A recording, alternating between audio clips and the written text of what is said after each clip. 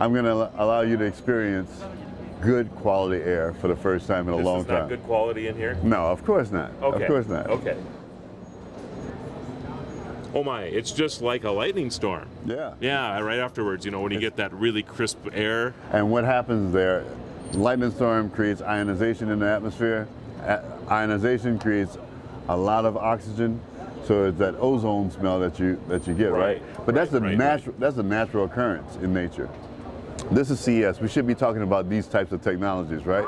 So let's go ahead and discuss the Chapman cycle real quick, right? Okay. What happens with our ozone layer? We have our solar arrays that's coming out that has solar dust in it. That solar dust has bacteria, harmful bacteria. Our ozone layer protects us from that, right? What's in our ozone layer? O3, that's 3 parts oxygen, right? Right below that is the bombardment cycle. That's the nitrogen elements, right? That's bombarding it because it's catalyzed by the UV sunlight. UV energizes the nitrogen to bombard the ozone that turns that O3 into O2 as it comes down to our atmosphere, and that's what we call air, right? This is that entire Chapman cycle in the palm of my hand. So is there like an oxygen cartridge, or how is this working? That's the whole idea. So it actually takes in the N2O2, or what you call air.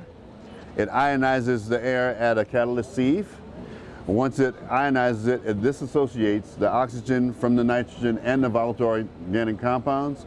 Nitrogen becomes a radical. Ozone is now formed because the oxygen is now combining, right? Now we add sunlight. We need the solar.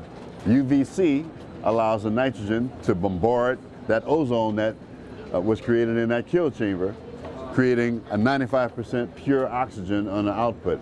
No filter, chamberless filter. I mean, just catalyst sieve, nitrogen plasma, creation of ozone, disassociation of ozone to pure air on the outside.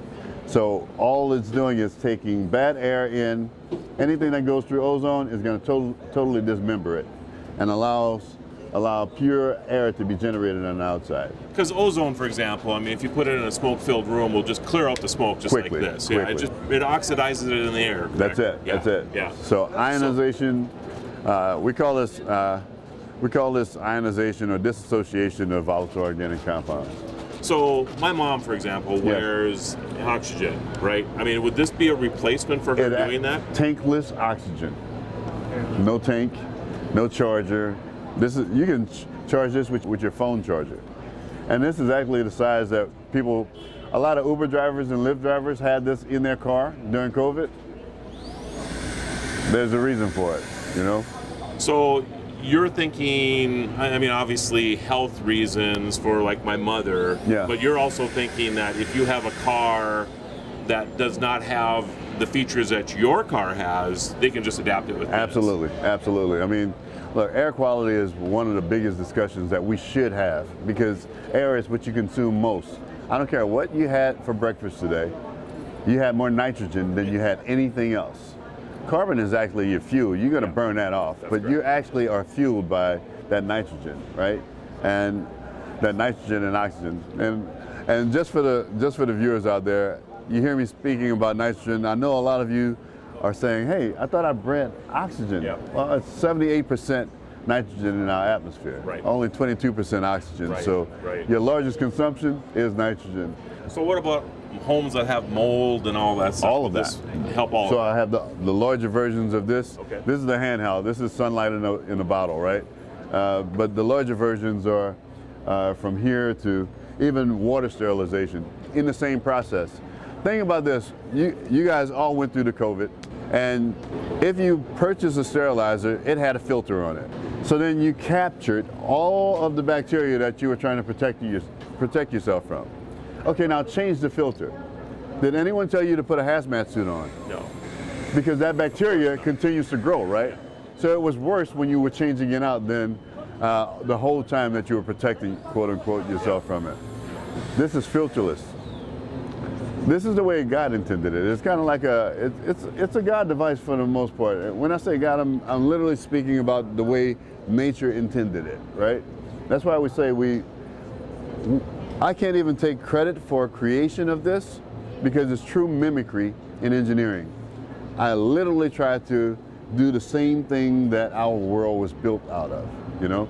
This is a consumer electronics show, so I'm gonna give you a throwback. The Philco television, right? Yeah. Everyone had a Philco TV at one point in time in their life, and as a kid, you would throw a sock or a t-shirt on the face of it and it'll stick, because it created a lot of static, right? So it also created a lot of dust, right? You ever wonder where that dust came from? I would say the decay of human skin. And that's what they've been telling us, right? Oh, so it's not. So this is a big educational moment. I need a close-up. So, I'm just playing. So picture, if I told you that when you exhaled, yep, that was the CO2, right? So let's break that down into elements. Carbon and oxygen. Yes. Right? And if I told you that Philco TV was actually electrifying by a static radiation, that CO2 that you emitted, crystallizing the carbon and allowing the oxygen to bond to another nitrogen so you can have air in your house.